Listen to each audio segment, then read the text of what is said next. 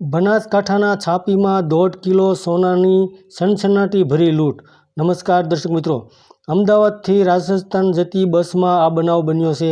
Bike પર આવેલા લૂંટારુઓએ આ લૂંટ કરી હોવાનું સામે આવ્યું છે અને એ પણ આંગડિયા પેઢીના કર્મચારીનો થેલો ઝૂંટવી આ લૂંટ ચલાવાઈ હોવાનું સામે આવ્યું છે।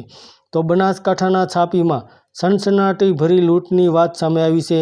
આંગડિયા પેઢીના કર્મચારીના દાગીના ભરેલા થેલાની લૂંટ થઈ છે।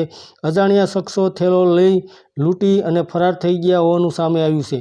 તો આંગડિયા પેઢીના કર્મચારીનો થેલો ઝૂંટવીને લૂંટ ચલાવાઈ હોવાનું સામે આવ્યું છે, જેના સીસીટીવી પણ સામે આવ્યા છે। તો અમદાવાદથી રાજસ્થાન જતી બસમાં આ બનાવ બન્યો છે। બાઇક પર આવેલા લૂંટારુઓએ આ લૂંટ કરી છે। જિલ્લાની પોલીસે તપાસનો ધમધમાટ શરૂ કરી દીધો છે। લૂંટારુઓએ 1.5 કિલો સોનાના દાગીનાની લૂંટ ચલાવી હોવાનું અનુમાન હાલમાં થઈ રહ્યું છે। તો એસપી સહિતના અધિકારીઓ તપાસ હાથ કરી રહ્યા છે। સીસીટીવીના આધારે લૂંટારુઓને ઝડપવાની કાર્યવાહી હાથ ધરવામાં આવી રહી છે।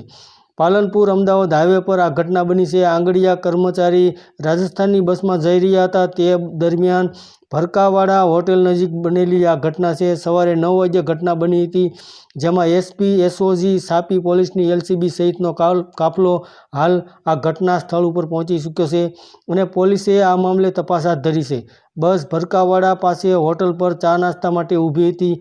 આંગડિયા કર્મચારી પાસેથી સોનું ભરેલો થેલો લૂંટી 2 લૂંટારુઓએ ફરાર થયા હતા। બાઇક પર આવેલા 2 લૂંટારુઓએ આ લૂંટને અંજામ આપ્યો હોવાનું સામે આવ્યું છે। સમગ્ર ઘટનાના સીસીટીવી પણ સામે આવ્યા છે।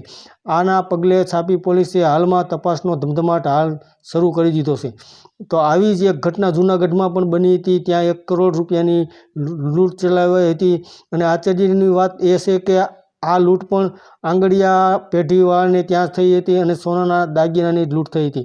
તો હાલમાં બનાસકાંઠાના છાપીમાં 1.5 કિલો સોનાની સનસનાટીભરી લૂંટ થઈ છે, જેની તપાસ પોલીસ દ્વારા એસપી અને એસઓજી દ્વારા હાલમાં આ લૂંટની તપાસ સઘન અર્થે કરવામાં આવી રહી છે।